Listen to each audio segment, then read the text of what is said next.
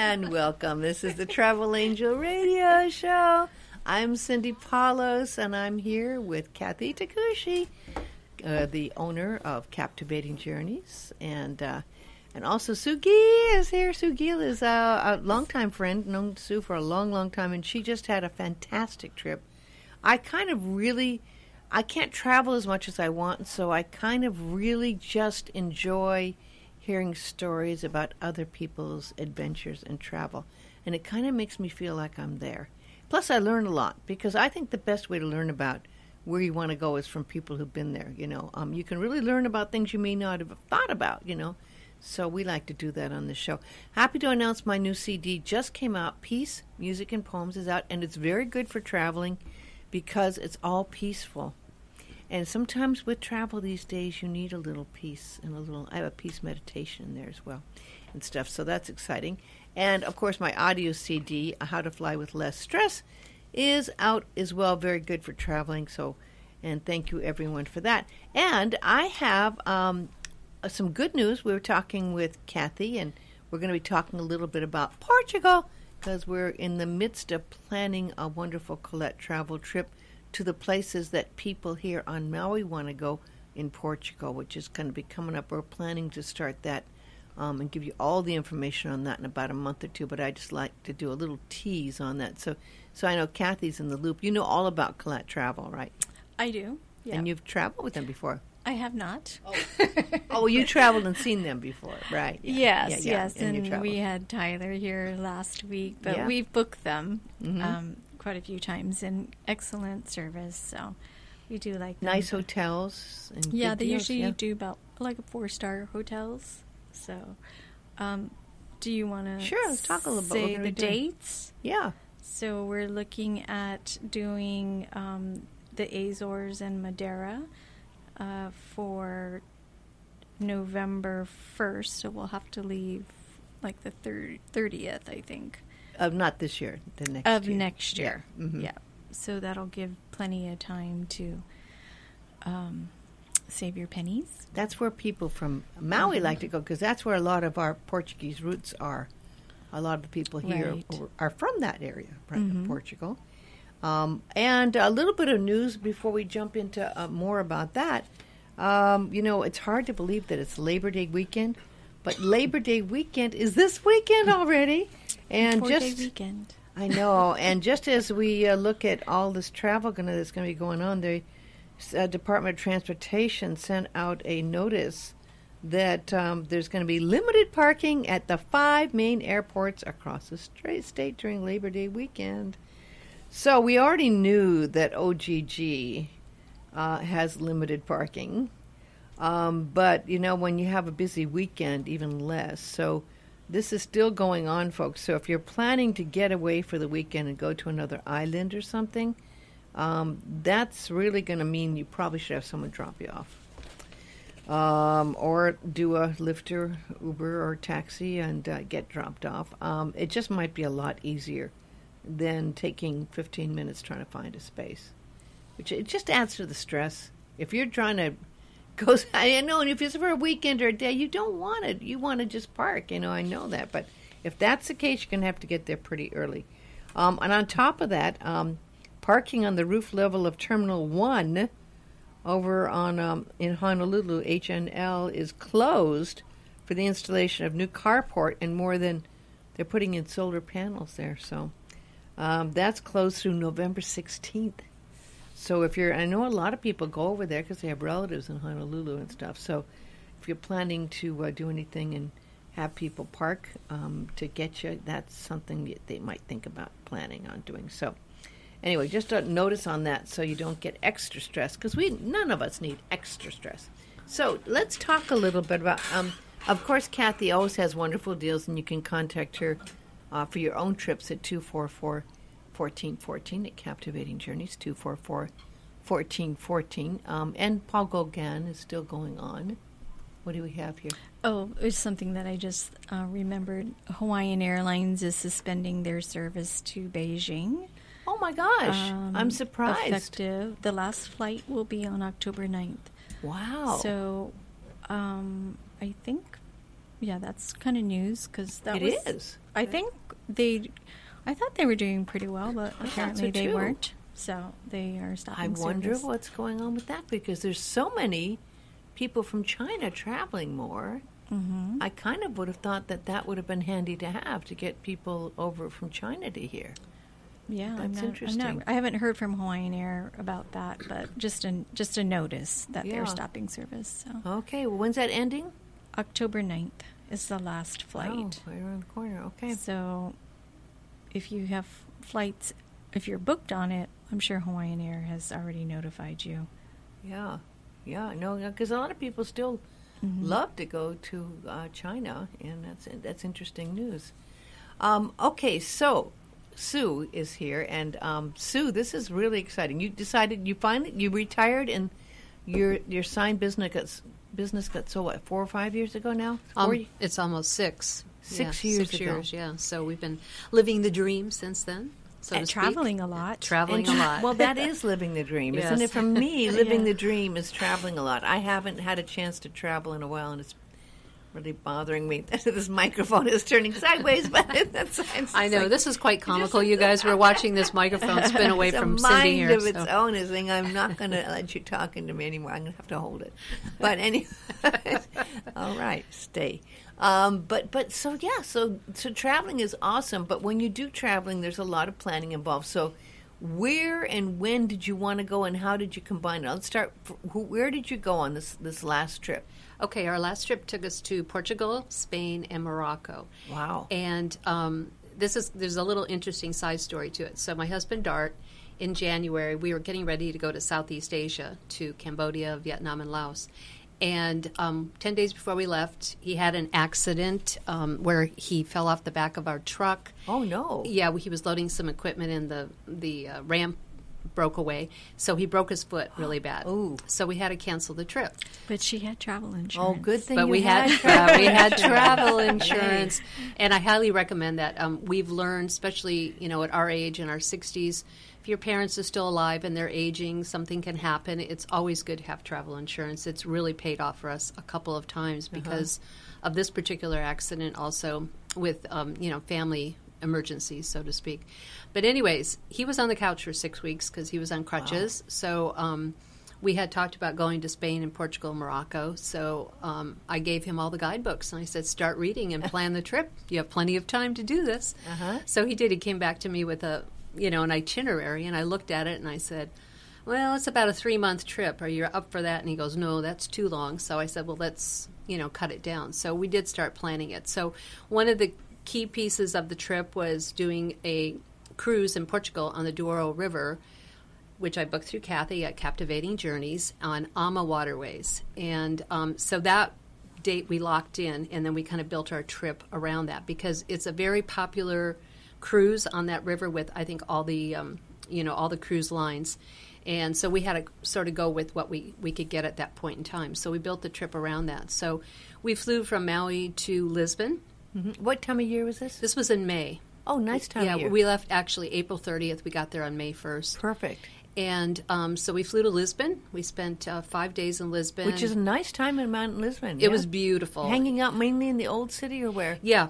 We had a hotel right downtown, right off one of the main squares, and we could walk everywhere or they have trams there and trains. They have really good public transportation.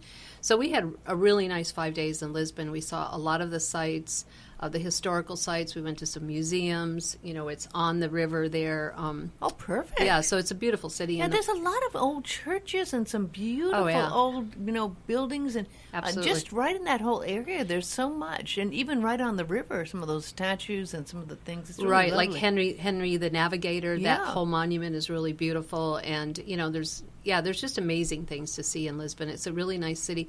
But one of the things that we really loved about Portugal are the people. They were so nice. Tourism is really popular there now, but they're embracing it. And everybody was super helpful, fun, not uptight, just go with the flow. Spoke enough English where you could communicate. Yeah, absolutely, yeah. We, here's an interesting little side story because we also, after we left Portugal, went to Spain. And we found in Spain that people didn't speak English that well. But in Portugal, they do. And we found out that in Portugal, the TV comes to them and it's subtitled in Portuguese, but it's in English. Uh-huh. So from the time they're little children, they learn how to speak English from the TV. Isn't that interesting? In Wow. Spain, there's a government law that says everything has to be dubbed. So it's always in Spanish, even though it's a English-speaking show. So that's the difference. And the people in Portugal, and they study it in school too, but they learn it from the TV from the time they're little children. So we thought it was really super that really everybody did speak English. So what was do you remember one or two of your favorite places in Lisbon?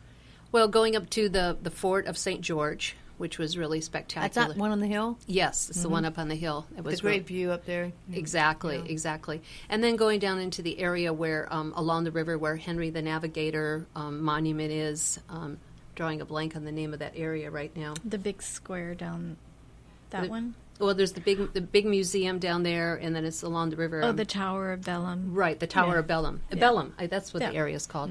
And that was a beautiful area, and that was really fun. Did you And, go around by bus, or how did you get around? on that particular one, we did a tram. We took a tram down there.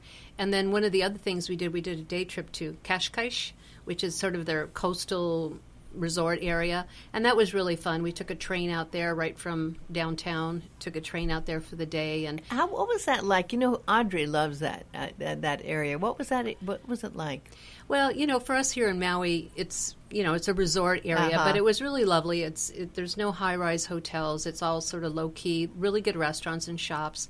And, beaches, and people are just enjoying, the waterfront, basically. They have a lot of nice homes, too. It's Yeah, kind of absolutely. their little ritzy area. To get right? out, if you want to get out of the city and stuff like that, because it was only like 45-minute train trip. I think it wasn't that far. So yeah, Cascais was really, really nice to go visit. And then, of course, Kathy can probably bear out the delicacy in Portugal, especially in Lisbon, are the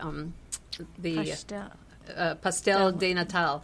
Yeah. Which are these wonderful custard little I tarts. wanted to get one when I was They're there, and I didn't get a good. chance to eat one. Well, you better go back because I did have to go back. You have to go to that original store with the line. which is in yeah. Bellum, yeah. So anyway, so that was really fun. So Lisbon has a lot of history, and my husband is into things about the sea and stuff. So he was really intrigued by Henry the Navigator, and then there's a maritime museum there which we went to, and that was really fabulous. And the other museum we went to that was interesting was the Coach Museum, and they had all these horse coaches from all over Europe that they've been collecting from the monarchies and from Germany and all over, and they're just fabulous coaches. I mean, and it shows a progression through history of coaches. How they were so elaborate and hand painted, and A lot of your friends know you're a horse fanatic, and you have helped open trails, and you've been very, very active in that here on Maui, and have had really beautiful hunters, jumpers, right? And, yes. And are you still doing horses? I am. I still Yeah. have a horse, and I still ride 4 or 5 days a week. So Well, yeah, good for you. yeah. So still doing it. Yep. Yeah, So up in Kula, you doing riding? actually in Makawao. My horse is at a barn in Makawao. So Oh, yeah, nice. right there. So Nice, yeah. Yeah. So I mean, when you love horses, the idea of the coaches, I can't help but think when I go into old towns, what it must have been like with the horses and the coaches before the cars were there, and imagining everyone getting around with their horses, and the past seems kind of so present when you're in these towns that still have the small streets of cobblestones and these buildings. You almost can go back in time and feel like it must have been in those times, and you almost can realize that it must have been amazing at those times, a very different time when there were kings and queens and all of that, and all the activity that happened in Portugal, which was considered the main place to leave and to go and exploring, and that was a major influence in that whole area of Lisbon, of course. Yeah, absolutely, because the Portuguese were the explorers in the 15th century. They really opened up a lot of places in the world and stuff. So they were kind of the premier seamen and navigators back then. So yeah. And in Lisbon Old Town, you have that beautiful wrought iron, the wrought iron balconies, and very, very small little. In May, you don't have the crowds. I think you were there. You were at a good time too, Kathy. You were there in October. I think. Yeah, it which was is also nice. a good Not very time. crowded. Now Yeah. they're starting to get more tourists because the ships are coming in the summer, and so they're starting to see more people. Which is going to change it somewhat. I hope it isn't going to change it too much. They do have the hop on, hop off things. I did that the first day. I did the hop on, hop off, just to get the idea of what it was it's like. a good way to see the lay of the land. We always do that wherever we travel. If they have a hop on, hop off, we get on and just stay on it, get a lay of the land, and then we go back to where we, things that we want to see and stuff. So, and there is a college up on top, too. I think that is interesting, too. When there is a college, you have a little bit of the younger influence of things going on as well. I found Portugal to be a really young city. That there were a lot of young people in the city and working in tourism and activities like that. So, it's a beautiful city. Now, then did you head on over to the river after that to do the Ama tour after that? Well, what we did is we rented a car in Lisbon, and then we drove north in Portugal, but we missed going to Porto with our car because that's where our cruise was going to originate. So we kind of went north, and then we cut inland, and we actually went to a national park there that is really beautiful up in the mountains, and we stayed up there. And they have a huge dammed reservoir area, which is huge, with lots of trails and beautiful turquoise blue water, and we stayed there for a couple days. And that do you remember the name of it? It's called Penaguerdes, so it's Penageredes National Park. And what's the topography like? It's mountainous. It's really beautiful. But I mean, not huge mountains. I would say maybe about 3,500 feet. But just a beautiful area, really forested, rivers. And then, like I said, they have this reservoir area that there's 4 of them, and they kind of crisscross. And they've dammed it up, so it's all this beautiful water, and you can do water sports. People have boats and do different good hiking trails? Yeah, very good hiking trails. Yeah, you can hike from the mountains down to the water and everything. So I hadn't heard of that. That sounds wonderful. Well, this is another thing I was bringing up before about the people in Portugal. We were staying at a hotel, and a young man was working at the front desk, and we were talking about we were going to rent a car, and immediately he pulled up this national park on the internet, and he said, "Look at this place." He goes, "You guys should really go here." We never would have. It would never have been on our radar if he wouldn't have brought it to our attention. So then when he brought it to our attention and we saw what was going on there, we thought, okay, let's try that. And we did, and it was really a beautiful area. So, and then from there, it's very close to the Spanish border, to the northern Spain. Oh, you're that far up. Yeah. It's north and east in Portugal. Very close to the Spanish border. So how long did it take to drive up there then? Oh, we stopped at a lot of places along the way. But I think you could probably, Portugal's a pretty small country, and their roads are really excellent. They have toll roads. They're expensive, but they really are good roads to get from point A to point B. So I think you could probably go up there within 3 or 4 hours. That's not bad. From Lisbon, Yeah, okay. And then from there, we drove north into Spain, and we crossed the Spanish border. So it's very close to the Spanish border, this national park. And then we went into Spain from there. And then we drove all the way up to northern Spain and Galicia. The area is called Galicia. So, okay, now I'm trying to picture this now. You go into Spain, and you come into Spain about near what city would that be? What area? It would be close to Santiago de Compostela. Oh, up there. Okay, yeah. Yep. Okay. Because that whole area is called Galicia. So what we did is we kind of stayed east of that area, and we went up all the way up to the Atlantic Ocean to a place called A Coruña.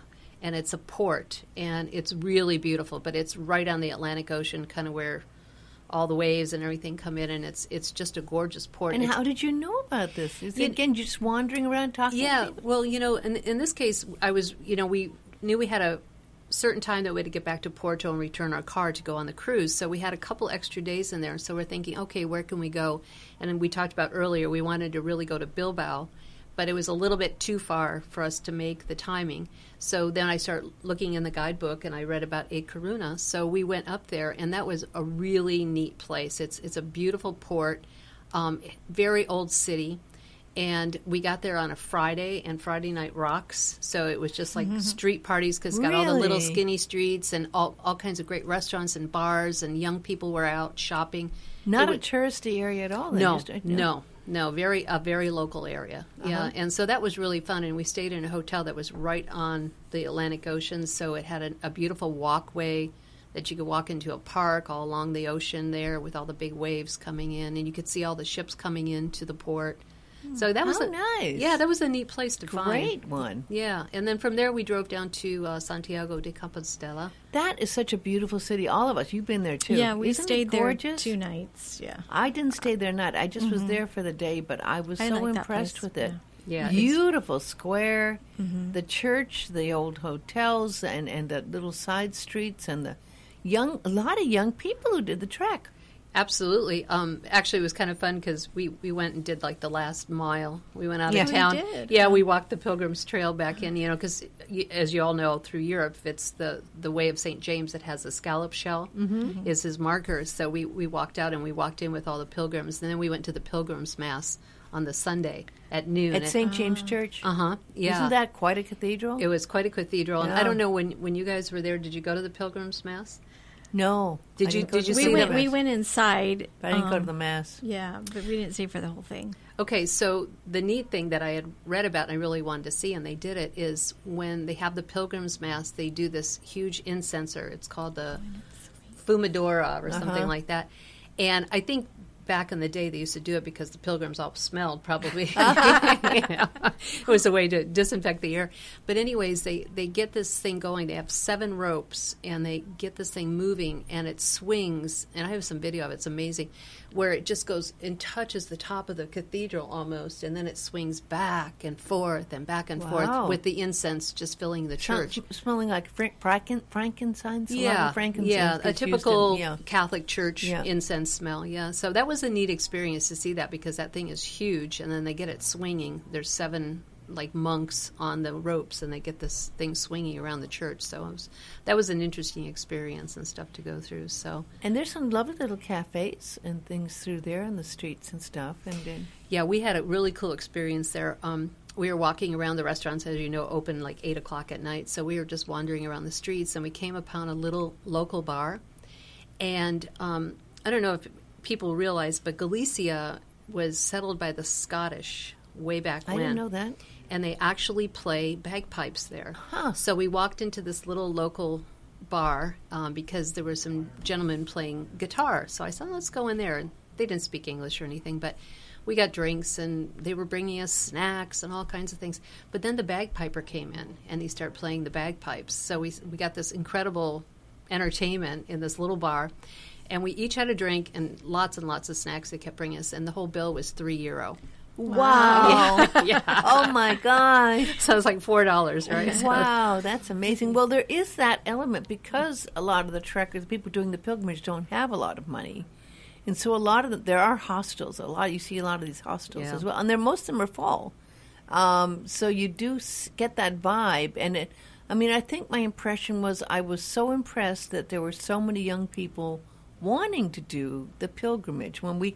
I tend to think a lot of millennials and younger people don't necessarily care, but I think the fact that it's something, and I'm sure having the movie The Way, you saw the movie The Way, right? Yeah, and Mark Sheehan, and not Mark Sheehan, you know who I mean. Martin Sheen. Martin Sheen. Not Mark Sheehan. Not Mark Sheehan. He's local. Yes. Martin Sheen did a great job on that, but it's become a big thing. So it's got a great vibe. And did you stayed in town, and you stayed in town. Where did you stay, Kathy? We stayed at it was a Marriott property, but it was within walking distance of the square, but it was an old abbey.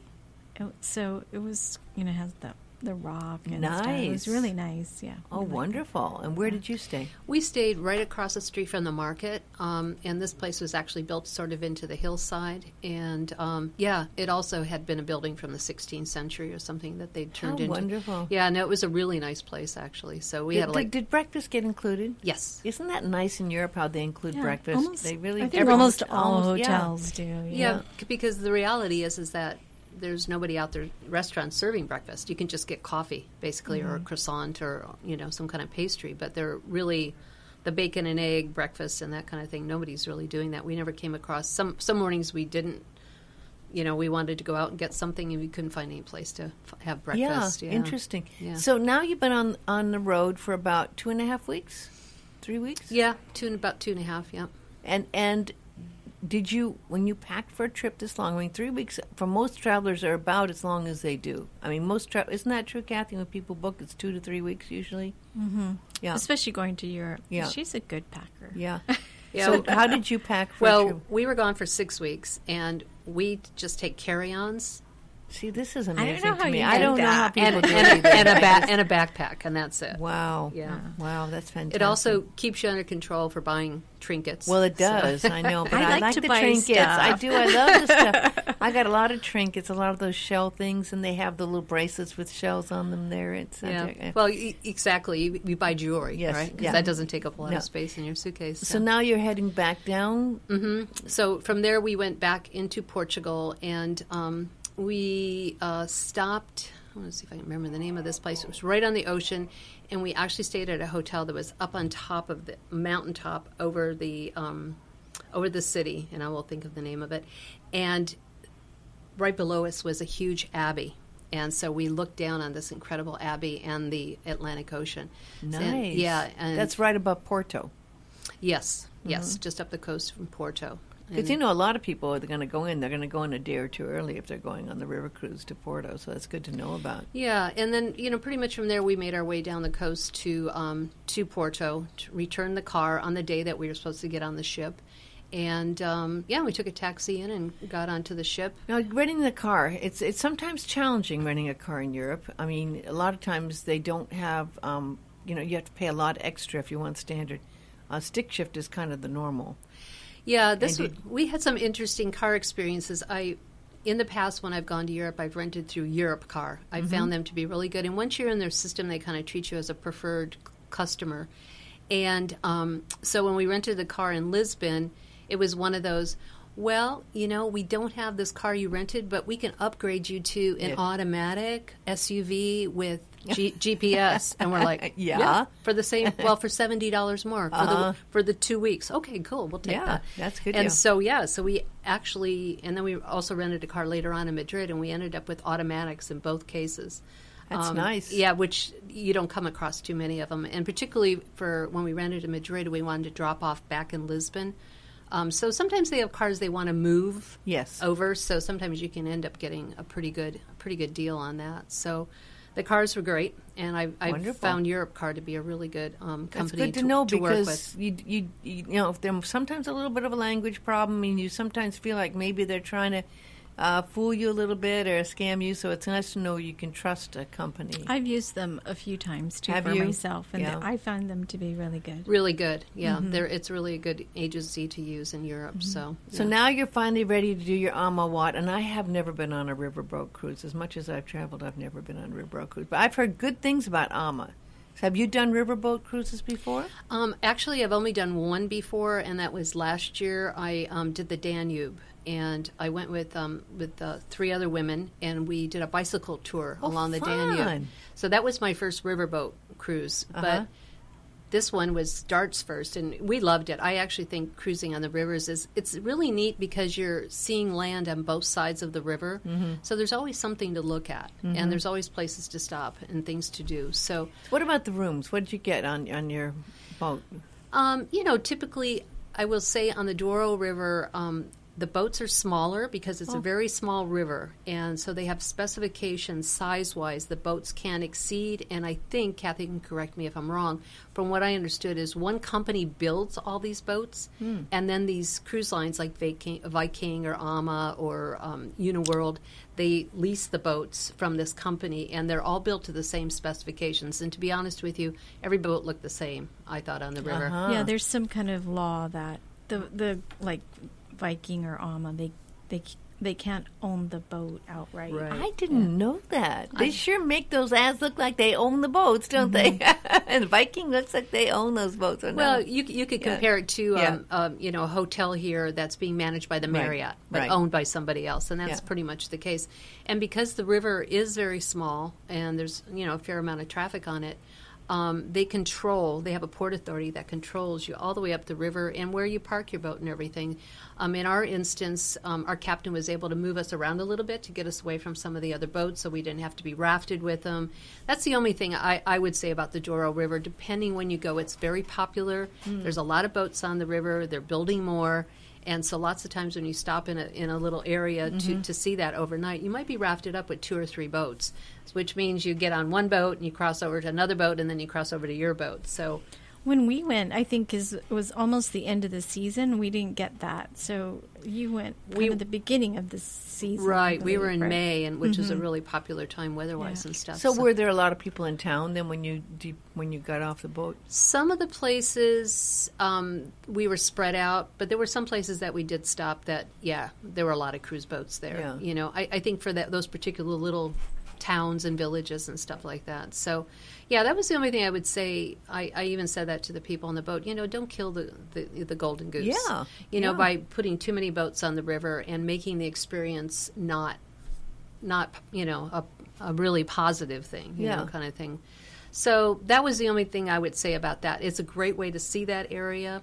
I know that if you're a cyclist, there are bicycle tours that go through there. I have some friends that just left last night from Maui, and they're going to bicycle the whole Douro Valley. How nice. Go to the wineries and stuff on bicycles. But it is really hilly. I mean, Kathy will bear that out.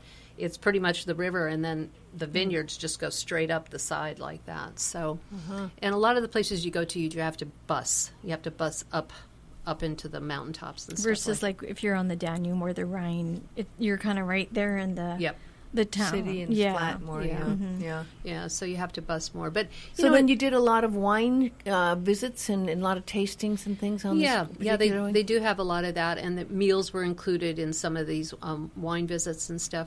And that's the area, obviously, is where port wine comes from. So all these grapes that are being grown by all these vineyards and stuff there are basically for port, to make port, but they are making red and white wines now. Probably more white wines is kind of what they're known for there. So, and when we were in Porto, which is a fabulous historical city, I mean, it's a really old city and it's beautiful. We got to do a tour of Sandeman, which is one of the big port companies there, and that was really a nice experience to go through their cellars and see how they make port, which is what they call fortified wine because they put brandy into it. Did you you're doing light packing? What do you do? Everyone wants to get some port from Portugal and Porto. Here's a kind of an interesting thing. You could go buy it in the store and carry it home, which we didn't particularly want to do at that point in time because it was the beginning of our 6-week trip. But when we went to the winery, we asked if we could buy it and ship it, and they said, no, we don't do that. Like, these are our... I would have guessed they would have. I know. I was really shocked, and they said... Here's our distributors in the United States. Contact them. And I was like going, wow, that's interesting. You know, after you taste them and everything, you want to buy a bottle of it? No, cannot. I wonder if there's certain laws maybe prohibiting the taxes or things. I mean, you could buy a bottle there to take with you yeah. and drink along the way, but they didn't, you couldn't buy like 6 bottles and ship it kind of thing. So what we ended up doing to bring port back, we ended up buying it in Lisbon's airport in the duty-free. Interesting. Yeah. And you carry it on. And it was a Portuguese, made product, but we ended up doing that. What did the port taste like there? Was it outstanding? Well, they're very good. There's all different kinds. They have the tawny port and the ruby port. There's all these different levels of it and stuff. And then we got to taste some that was like $1,500 a bottle or something like that. So the more aged it is, the more expensive it is. So, but it's definitely an after dinner sweet wine. Like when we were on the ship. We got port every night. Oh, really? After dinner, and they were always different kinds from different, vineyards. And How stuff. was the food on the ship? Food was fabulous. That's the one thing. Good. I have to say, the whole Ama cruise is perfect. I mean, the staff, everything was totally great. It really, really was, and the food was fabulous. The head chef was 26 years old, and he was amazing. Wow. He did that. He put food out for I think there was 90-some people on the boat, 3 meals a day. With like a crew of like 5 people, and that was it. And it was really, really good food too. So yeah, it was pretty amazing what this young man was turning out. But he was really talented, and the pastry chef, she was a young gal, about 26 years old too, and they were just making breads and pastries. I mean, I don't know when they slept, to be honest with you. Did you have the bacalhau? Yeah, bacalhau. Yeah, the fish. The dry, the salted codfish. Bacalhau wasn't my favorite. No, there's like 1,000 different ways to make bacalaos. Yeah, Portuguese people are wild and crazy about bacalhau, but I'm not a salted fish fan. How many days is this cruise? It's 7 days, and it cost how much? I want to say Let's see it was $5,000 a person. I think it was close to $10,000 for the two of us. So yeah, everything was included. All your tours, everything was inclusive. All your wine, your drinks, everything. So, and one of the fun things on the ship is we met the day we got on the boat. Actually, was my birthday, and we were in Porto. We spent 2 nights in Porto on the ship. So you right there in the heart of town. You were on the boat, and you can go on tours. They had a lot of tours set up, but you could walk around and everything. So that afternoon, we were on the front deck of the boat, and there were some folks sitting there, and somebody said something. I said, "Oh, today's my birthday," and she goes, "Oh, let me buy you a drink." You know, of course, drinks are free. But so, anyways, we made some really good friends on the trip, and we ended up. There were 8 of us, and we ended up doing a lot of things together. And actually, the one couple is coming over here next week, so we're going to get to see them. Fun, yeah. So you made some real friends. We did. We made some really nice friends. Yeah. How nice. People from California and Minnesota. So yeah, it was fun. And that's one of the nice things about cruising, period. But I think on the riverboats, because they're smaller groups and more intimate, you end up meeting people. And I think so. When you have a smaller group like that, definitely makes a difference. You see everyone, you know everyone. There's not that many people, and you keep seeing them at your meals, right? And, yeah, exactly. And on the tour and your excursions, you go out and see things. Yeah, exactly. So you do about 1 excursion a day, or do you do 2, or what did you? I would say some days we did 2 things. Most days just 1. You know, we would cruise the river and then get off and maybe take a bus up to a city and, you know, spend some time there and then come back. And, you know, then the boat would sail and, you know, we go to another area. So it's favorite not, city on the river? You know, I was thinking it's been 2 months since I came back. I probably should have looked at a map this morning and got my brain engaged a little bit. But I would say, you went to the city that had all the steps that went up to the cathedral? The old one? That really old one? Yes. Started with an L. Yeah. La Mer. Anyways, that was a neat city because you got into the town square and everything, and then there's a cathedral on the top of the hill, and it's got a park on both sides. But it has, I want to say, 450 steps. Wow, that you go up. That's a lot. Yeah. And it's actually a pilgrimage site that people actually go up these steps on their knees. Oh, no. Yeah. It was hard enough walking up them because you would walk up a bank of them and then you would have a flat area and then another one and another one, another one. So that was a neat city, and they also had a fabulous museum there. So I enjoyed that one a lot. And then another day we did go to a winery, a vineyard, and we had tasting there, and then we had a really fabulous traditional Portuguese lunch, and it was really excellent. You know, I love the fact that you broke this up and had your own time in Lisbon and then decided to rent the car, which totally changed your experience because you were free to explore these other places that you were just finding, which you never could have done if you were doing a tour. Or taking a train even, because a lot of these areas we went to didn't even have train service. Yeah. So, yeah. No, that's one nice thing. You know, my husband, Dart, is willing enough to drive in Europe. So, and because he's Australian, he can also drive on the left side of the road. So he's pretty competent. So as long as he's willing to do that, we can really get out and explore, because that really does give you the freedom and the flexibility to go where you want. And typically when we have a car, we don't book any place in advance. We'll book it like the night before, because we'll figure out where we're going to be the next day and then find an accommodation on Booking.com or TripAdvisor. But you found some great places. We did. We stayed at some fabulous places. And you did it basically all online yourself, finding those places? Yeah, just as we went along kind of thing. Yeah, basically. So then you get 5-6 days on Ama, and then you land up where at the end of the... So when the cruise ended at the end of the river, the end of the navigable part of the river, Ama takes you... We signed up for the post-cruise. They have a pre- and post-cruise tour. Their pre-cruise was in Lisbon, but we had already done that on our own. So we did the post-cruise, and we took a bus to a place in Spain. It's right on the border of Spain, called Salamanca, and it's a very beautiful old city with a universe. I like Salamanca. Yeah, they call it the Golden City because they use these golden colored stones to build everything. So it's really just very warm and beautiful. Isn't that based out of the Muslim ruler? Isn't that name close to the name of the Muslim ruler? Oh, okay. No, not Salamanca. I thought it was a very Catholic religious area. They had really good jewelry there. Yeah. Oh, yeah? Yeah, they did it. They had really good shopping there and beautiful cathedrals. And so we did a tour there, and that was really interesting. Then from there we went into Madrid, and we stayed in Madrid. That's a long a trek from there to Madrid, isn't Yeah, it? it was. I think we got in like about 5 o'clock in the On afternoon. train? No, we were actually in a bus, a coach, Oh. which was just part of the AMA group, the post-cruise thing that we were doing. And then from there, we ended up in Madrid, and we stayed at the Westin Palace Hotel, which is Nice. nicely located to the Prado and all the things to see there Yeah. and stuff. And I then, think I stayed there at the palace, yeah. yeah, it's a very old building. And there's that beautiful park in Madrid. Yes. I love that park. Everyone's out having fun. I mean, they use their parks. Yes, they do. They just hang there. They have the families. I mean, everybody picnics there. There's music there, and it's a beautiful park with lots of different buildings. And you Yep. see mimes. You see people, doing music. It's a living, full of energy place that you really get a slice of the life of what it's like in Spain. It's really amazing. Well, you know what the big difference is between the way we live in the United States? People don't have cars there. And so if I they hadn't live thought of that. if they live in the city, they do everything by public transportation or by foot, which is why they use parks and their museums and everything else. And that was the thing that as we talked to people, realized it's too expensive to have a car to try and pay to park it. Mm-hmm. And then the people that live in the suburbs, so to speak, and if they work in the city, they have really good mass transit. That people can take in and not have to worry about their cars, and they leave their cars at home in the suburbs. They have outstanding museums in Madrid. Now, which Yeah. one did you decide to go? Well, we Was went it the Prada? We went to the Prado, Uh-huh. and then we also went to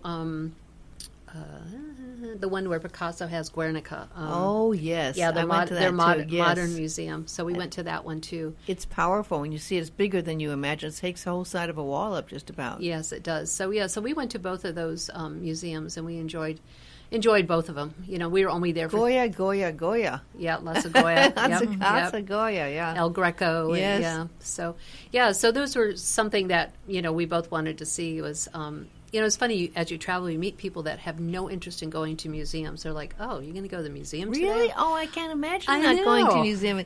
There's Some such people just want to amazing- shop. Such amazing museums in Europe, and definitely that's one of the highlights of Madrid. Absolutely. I mean, the Prada is considered world famous. I mean, for what it has, and it's a beautifully done museum. Yeah, no, like I said, if you're going to go to Madrid and not go to the Prado and also to the, drawing a blank on the Contemporary Museum where Guernica is, but Yeah. they're just a couple blocks apart, so it's yeah. very easy, and there's a park that takes you all the way down there, so Right. it's really beautiful. And the Modern Art Museum is right across the street from the train station, which is a fabulous old building. It's really Very sophisticated city. It is. Some lovely It fashion is, yeah. stores, and it's very upscale. Yeah, so we enjoyed Madrid a lot. And then another day trip we did when we were with the AMA post-cruise package is we went to Toledo. And I didn't make it to Toledo. That's known for, of course, Toledo before the storm, but for the steel, right? And absolutely, yeah, they made all their swords there. But it's a walled city surrounded by a river, so it's amazing. And we were there just a couple days before they were going to have a big feast day. It was for the Pentecost, a Catholic feast day, and then the huge cathedral there. They bring out, the big monstrance, gold, and they parade through the streets. So when we were there, they were getting ready for it, and they had put up all the this particular religious object can't be exposed to the weather, so they put up a canopy all the way through the town. Wow. So it goes undercover the whole way. Wow. So that was all going on, and there was a lot, it was going to be a big celebration. There was lots of flowers, and it was really neat to see. That would be really amazing to experience that. So. I was in Seville right before Easter. I think it was Palm Sunday. And they did that. They bring out these huge gold statues. Right. And they carry it on 4 people's back. That's down the exactly main what they do street. in Toledo, and too. it's amazing, and it's huge, and everyone lines up the streets. I and love those festivals. Oh, Yeah. all they're over fantastic. Europe. Yeah. In one little city down a little ways, there was all these palms. They literally brought out the palm fronds right. on Palm Sunday, and you see them all carrying the palm fronds before the priest and everything. And I mean, it really is. It's so different than what we see here. It's so uniquely different. Well, religion is such an important part of European history, and there are so many fabulous cathedrals and churches. There are, and so much history there that they really revere it. I mean, they are very Catholic countries, Portugal and Spain both. They really revere it. And like I said, when we were there was the feast of the Pentecost, so everybody was having their festivals. We kind of hit them wherever we went. They were just happening, or going on or just about to happen. So, And it gives you a flavor of the local people, because the local people are all out in the streets, and that's, important to them. So you get to mix and merge and walk around the streets where everyone's out and having. And I love the way on Sundays, oh my gosh, the whole family, right? It's the grandma, the grandpa, the kids, and everyone gets together.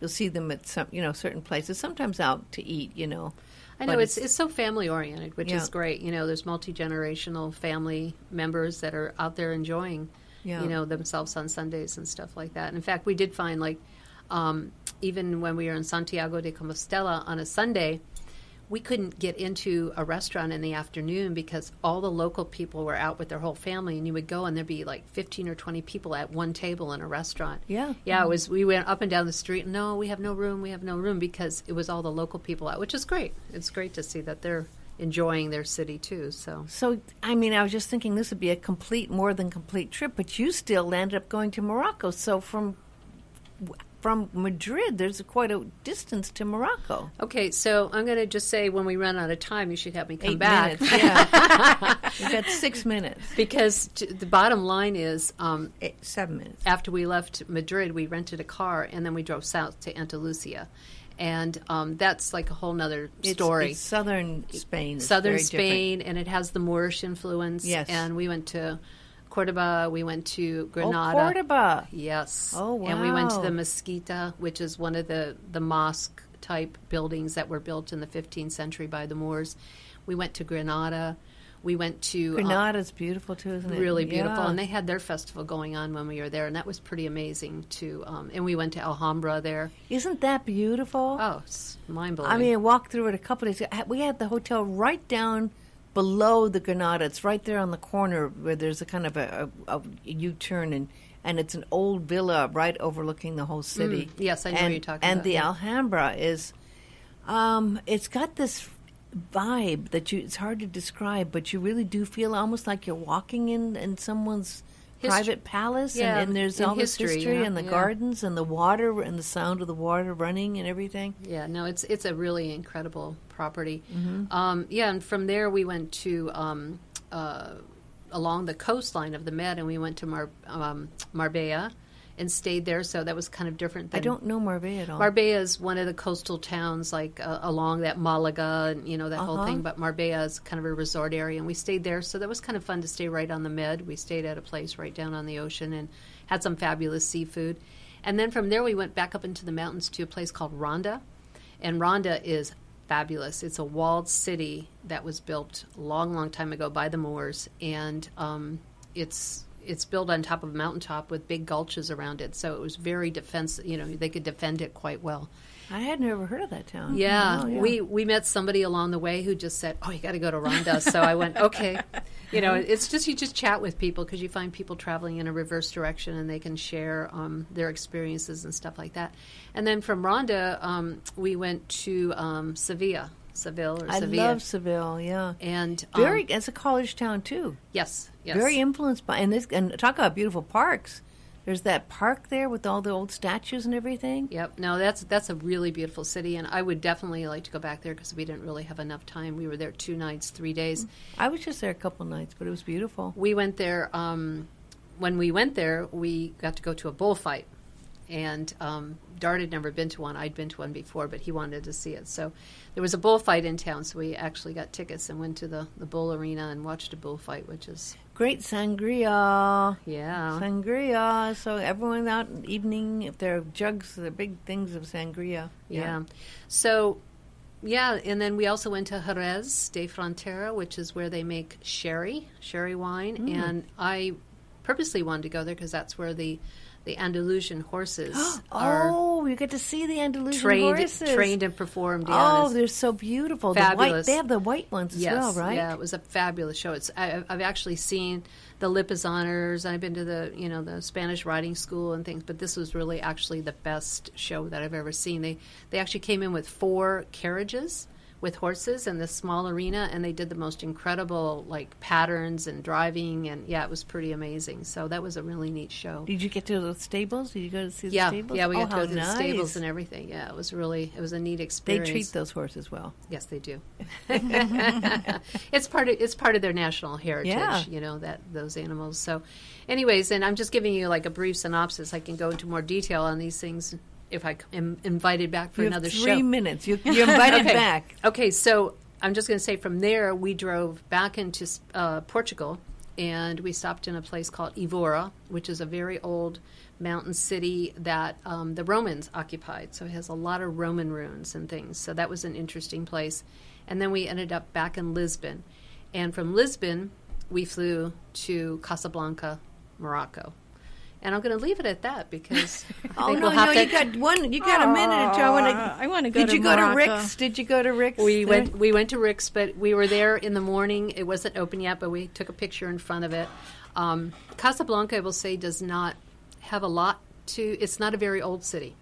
It's quite new in terms of the age of cities in Morocco. And the one thing that they do have there, and it's the only place in Morocco you can do it, is they built a mosque. The king built a mosque in the 1990s. It's a fabulous work of art. It's on the water, and it holds 25,000 people. Whoa! Yeah, and it's really, really beautiful. And they do. My gosh! There is a law in Morocco that if you are not a Muslim, you cannot visit a mosque. This is the only mosque in Morocco that you can visit because they have an organized tour at 10 o'clock in the morning. And so we did get to do that, and then we went to Rick's, and then we left Casablanca and went on from there with because that's where our tour started. We flew into Casablanca and spent the night there, and then did the tour of the mosque the next day, and then from there we went on the rest of the trip, which I'm not going to get into now because we're running out of time. But well, in 2 minutes, what can you say about the vibe and the rest of the Morocco? Morocco is really colorful. It's fun. The food is fabulous. We were there, very interestingly enough, we didn't know this, but it was Ramadan. Oh. And so all the Muslims were fasting. Mm-hmm. So it was always kind of interesting. We did have, I booked a driver and a guide to take us through Morocco for 9 days. And they were Berbers, which are the desert tribe descendants. And they were 2 young men in their 30s, and they were very fun. But because they were in Ramadan, we'd say about 2 o'clock in the afternoon, like, are you guys getting hungry yet? And they're like, oh, that's right. You guys need to eat lunch. You're not fasting. It was kind of funny because they were like tuning out food, because they couldn't eat till like sunset, right? And we're like going, we're hungry. And our drivers' names were Hamid and Ali. And we called Ali Baba, and they were really, really fun. And it was a fabulous way to see Morocco, and I'd love to talk more about it. It really sounds like the perfect way to go. What a trip of a lifetime. It was fabulous. I mean, and that took a lot of planning. Yeah, it did, because we kind of planned a route, but after that, you kind of just leave time to be free form, to deviate off the path and go here and go there. That's why I don't book a lot of hotels ahead of time. I always figure worst case scenario, if you can't find a place to stay, you sleep in your car if you have to, right? But, I just don't like to be locked into. The only time is if you're in a big city. Yeah. Make sure you have a base there. But otherwise, if you've got a rental car, you can go anywhere. It's flexible. What a great way to take a trip. And then she's got another one planned, too. Yeah, we're going to do the Asia trip that we didn't do in January. We're going to be going on that one in this January. And we're going to be going with another cruise line that Kathy booked for us called Avalon on the Mekong River. And that'll go out of Phnom Penh. Do I always say that wrong? Phnom Penh. Phnom Penh. Mm-hmm. Phnom Penh. And that'll end up in Saigon or Ho Chi Minh City. So looking forward to that. And then we're going to build the trip around that. So we're working on that right now. So that's fantastic. I'm so thrilled to have heard your story. It's just so inspiring. I've got to get away, Kathy. I got to get it. I can't believe this. It's amazing. Yeah. Well, Kathy and Sue, thank you so much. And you can call Captivating Journeys at 244-1414. Aloha till next time. I wanted to